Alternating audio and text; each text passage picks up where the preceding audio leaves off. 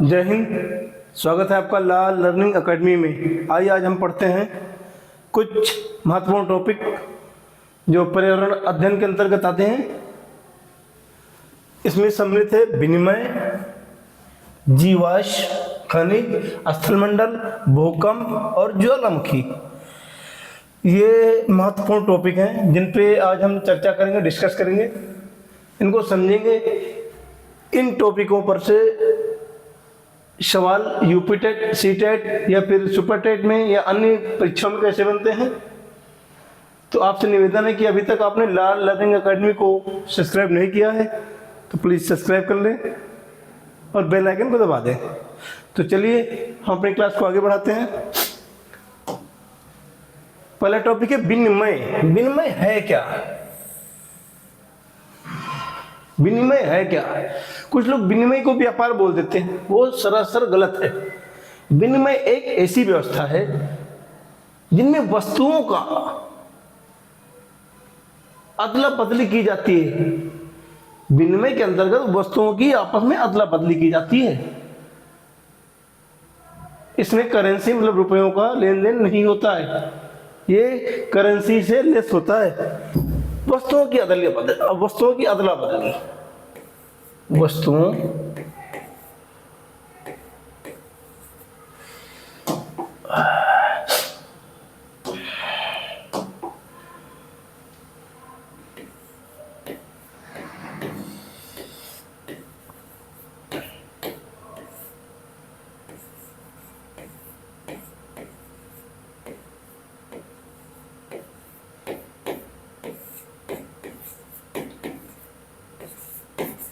वस्तुओं की अदला बदली।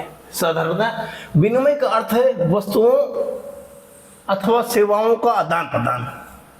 मतलब आपकी आवश्यकता जो है वो किसी और से ले लीजिए और अपनी वस्तु सामान या जो भी है उस व्यक्ति को दे दीजिए। इससे आपकी आवश्यकताओं की भी पूर्ति होती है और जिससे आप आदान प्रदान करते हैं उसकी भी आवश्यकताओं की आपूर्ति होती है। यह व्यवस्था जो है प्राचीन समय में वस्तु विनिमय की प्रथा थी। तब तक लगभग करेंसी या पैसों या मुद्रा का आविष्कार हुआ नहीं था, प्रचलन था नहीं। तो प्रचलन में था विनिमय। सपोज आप मान लीजिए कि आपको किसी पालतू जानवर की आवश्यकता है और किसी व्यक्ति के पास एक जानवर अतिरिक्त है, तो वो आपको जानवर दे देता था। उसके बदले में आप अनाज या कुछ जो आपके पास उपलब्ध होता था, अतिरिक्त होता था, उस व्यक्ति को प्रदान करते थे। यही विनिमय था। आज के समय में मुद्रा और व्यापार प्रणाली के माध्यम से विनिमय होता है। आज जो तो होता है हम विनिमय नहीं से व्यापार कहते हैं। आज जो हो रहा है ये व्यापार है। विनिमय प्राचीन समय में वस्तुओं की अदला बदली को विनिमय कहा जाता था। दूसरा है जीवाश्म। बहुत ही महत्वपूर्ण टॉपिक है जीवाश्म। इसको समझ सकते हैं। जीवाश्म शैलों की परतों में दबे हुए। कैसे? शैलों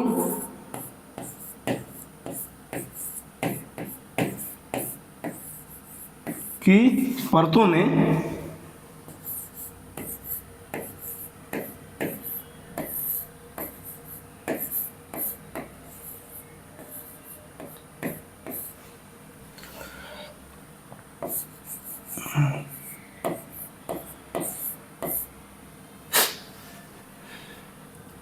जंतुओं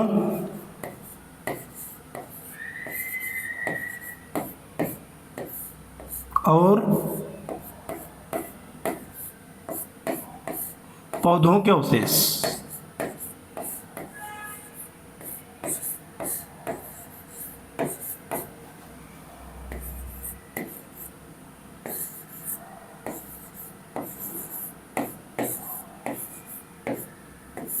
बिल्कुल साधारण सा है। शैलों की परतों में दबे हुए जंतुओं और पौधों के अवशेषों को जीवाश्म कहते हैं। चलिए अब आगे पढ़ते हैं। जीवाश्म प्राचीन जीव जंतुओं और पादपों के अवशेष या चिन्ह है। जो प्राचीन काल में घटित घटनाओं, किसी भी घटित अप्रिय या घटित घटनाओं के कारण उठापटक हुई होगी, उसमें जो जीव जंतु पौधे दब गए होंगे, उनके अवशेष आज जो हमें प्राप्त होते खुदाई से या विभिन्न माध्यमों से, उन्हें हम जीवाश्म कहते हैं। ये बहुत ही उपयोगी है। ये पृथ्वी की परतों में दबकर हजारों लाखों साल वर्षों में बने। सोचिए, अगर कोई पौधा हजारों लाखों साल पहले भूगर्भ में दब गया होगा, तो हमें आज उसकी जो अंश प्राप्त होते हैं वो जीवाश्म है। जीवाश्म से हमें प्राचीन जीवन और पृथ्वी के इतिहास की जानकारी मिलती है। उनकी खुदाई होती है, वो हमें प्राप्त होते हैं। भूगर्भ की खुदाई में हमें प्राप्त होते हैं। उन पे हमारे जो भूगर्भ वेत्ता होते हैं, रिसर्च करते हैं, अध्ययन करते हैं, उनसे हमें प्राचीन काल की जानकारी होती है। यहाँ पर एक सवाल बनता है, भूगर्भ का अध्ययन करने वालों को क्या कहेंगे? भूगर्भ वेत्ता। चलिए, अगला टॉपिक है खनिज। खनिज, ध्यान दें खनिज पर। खनिज प्राकृतिक रूप से पाए जाने वाले ठोस तत्व हैं। खनिज जो है प्राकृतिक रूप से पाए जाने वाले ठोस तत्व, जैसे लोहा, लिख लेते हैं। अच्छा, लिखा है लोहा, तांबा, सोना, कोयला, बॉक्साइट। इनका उपयोग निर्माण और ऊर्जा के उत्पादन में होता है। सोचिए कि इनके अभाव में, आज के समय में इनके अभाव में जीवन संभव है? इतनी प्रगति संभव है? विभिन्न आविष्कार संभव है? नहीं, कदापि नहीं। जैसे लोहा से कारखाने, आभूषण या बर्तन,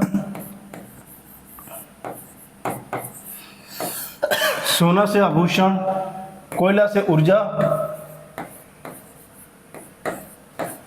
बॉक्साइट भी बहुत हमारे लिए उपयोगी है।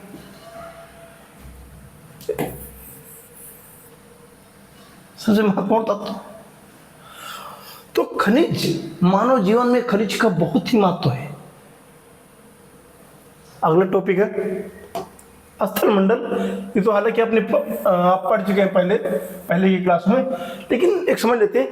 पृथ्वी की ठोस बाहरी परत को स्थल मंडल कहते हैं। पृथ्वी की ठोस बाहरी परत को स्थल मंडल, जो ऊपरी परत है जहाँ जीवों का वास होता है, यह पृथ्वी का बहुत ही संकीर्ण क्षेत्र है। संकीर्ण क्षेत्र, इसमें महाद्वीप और महासागरों की सतह शामिल है। महाद्वीप मतलब जहाँ पे स्थल दिख रहा है, जहाँ पर जलमंडल नहीं है, वहाँ की भी शामिल है, और महासागरों की सतह। ये मान लीजिए महासागर है, डॉट डॉट डॉट, ये पानी है, ये पानी। तो यहाँ पे जो सतह है, ये सतह है, ये भी स्थल मंडल में आती है। स्थल मंडल लिख देते हैं। मंडल, महाद्वीप और महासागरों की सतह शामिल है। यहीं पर मानव, वनस्पति और जीव जंतु निवास करते हैं। बिल्कुल,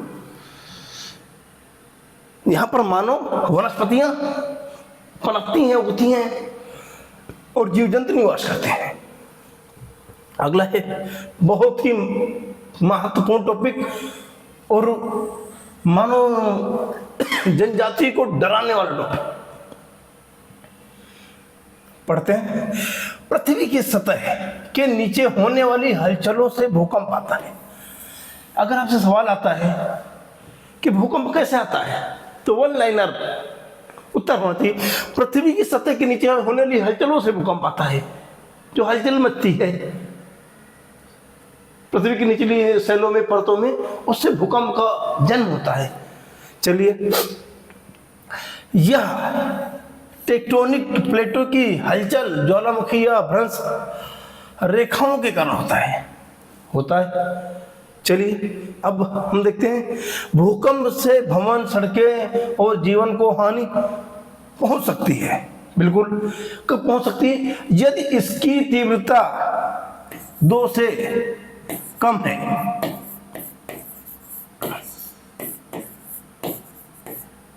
तो नुकसान होने के चांस ना के बराबर है। और यदि इसकी तीव्रता 5 से ज्यादा है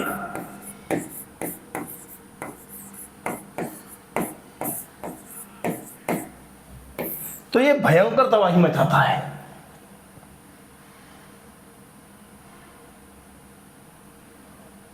अब इससे जब भूकंप आता है तो इसकी 3 प्रकार की तरंगें उत्पन्न होती हैं। पहली होती पी तरंगें, दूसरी होती एस, तीसरी होती एल।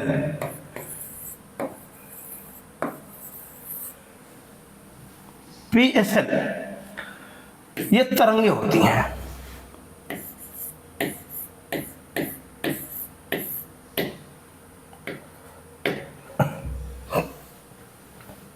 और जहां से भूकंप का जन्म होता है,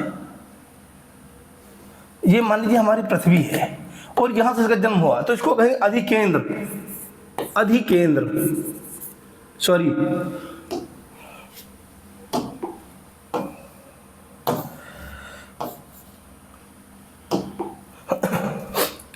इसको कहेंगे उद्गम स्थल।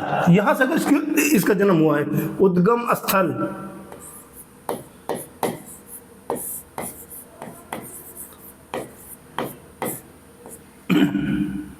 यहां से हुआ था, इसको उद्गम स्थल कहेंगे।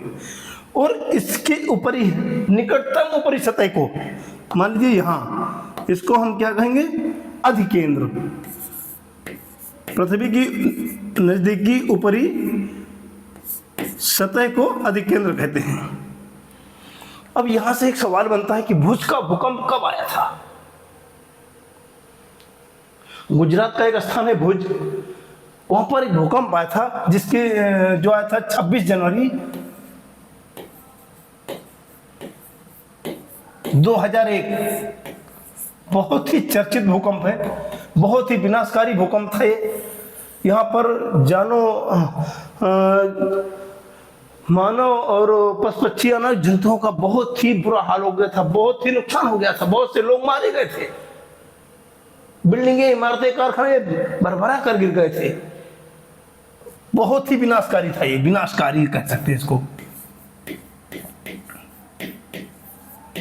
विनाशकारी। भुज का भूकंप बहुत ही चर्चित है, अक्सर परीक्षाओं में पूछा जाता है। अगला टॉपिक है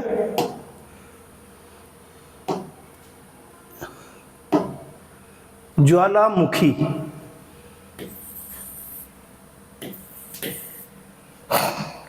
पढ़ते ज्वालामुखी के बारे में। जब पृथ्वी के गर्भ से लावा, गैस और राख बाहर निकलती है तो उसे ज्वालामुखी कहते हैं। चलिए भाई, मान लीजिए पृथ्वी है, शांत है, और वहां पे कहीं छिद्र हो गया, वहां से लावा, गैस और राख बाहर निकलने लग गई, उसको हम ज्वालामुखी कहते हैं। ठीक है। अगला है ज्वालामुखी कितने प्रकार के होते हैं? मुख्यतः 3 प्रकार के होते हैं। सक्रिय ज्वालामुखी, सुषुप्त कहते हैं इसको, सुषुप्त ज्वालामुखी और मृत ज्वालामुखी, ये 3 प्रकार के होते हैं। नंबर 1 सक्रिय, अभी समझाएंगे। यह स्थल मंडल की ऊर्जा और संरचना का महत्वपूर्ण हिस्सा है, क्योंकि भैया घटना तो स्थल मंडल में घटेगी, घटना तो स्थल मंडल में घटेगी, क्योंकि स्थल मंडल की जो भूपरपटी उसको फाड़ के निकलता है ना, तो ये स्थल मंडल की घटना है ये। अगर आ जाए ज्वालामुखी कहाँ, ज्वालामुखी घटना किस मंडल में घटती है, तो आपका उत्तर होना चाहिए स्थल मंडल की घटना है, स्थल मंडल में घटती है। चलिए, अब सक्रिय ज्वालामुखी क्या है?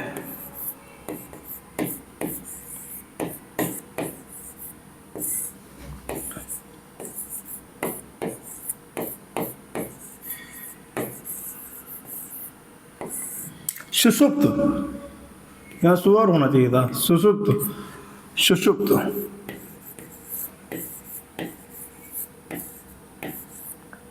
ज्वालामुखी।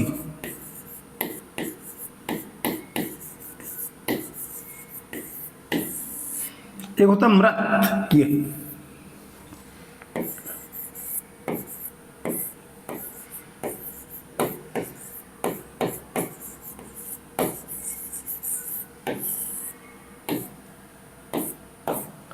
सक्रिय ज्वालामुखी वो ज्वालामुखी है जिसमें से लगातार लावा, गैस या राख निकलती रहती है, तो सक्रिय ज्वालामुखी मतलब ये लगातार कार्यरत होती है, ये कह सकते हैं। सक्रिय ज्वालामुखी लगातार कार्यरत रहती है। दूसरी बात, सुषुप्त ज्वालामुखी, ये मन मर्जी होती है इसकी। अभी गैस, लावा या जो भी इसके विषैले गैस से निकली, अभी फिर शांत हो गई, कोई निश्चित नहीं कि कब निकलेगी।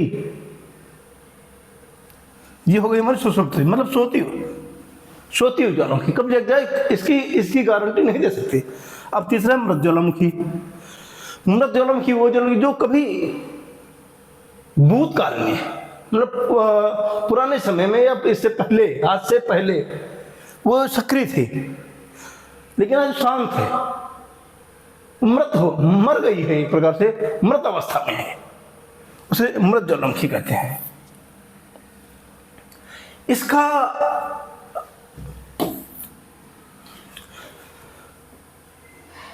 ये ज्वालामुखी, इसके जन्म का क्या कारण है? पहला भूकंप हो जाएगा। जब भूकंप आता है, भूकंप जब आता है तो हलचल मचती है, जो गैसें होती हैं या पृथ्वी का जो लावा है वो हलचलों से सेल की परतों को तोड़ते हुए बाहर निकलता है, तब जन्म होता है। चलिए, अब भूकंप पर एक टॉपिक छूट गया था, उसको हम दोबारा देख लेते हैं। हाँ, इससे नुकसान क्या है? भूकंप से नुकसान क्या है? ये बहुत ही विनाशकारी होता है, बहुत ही। इससे बचाव कैसे किया जाए? बचाव,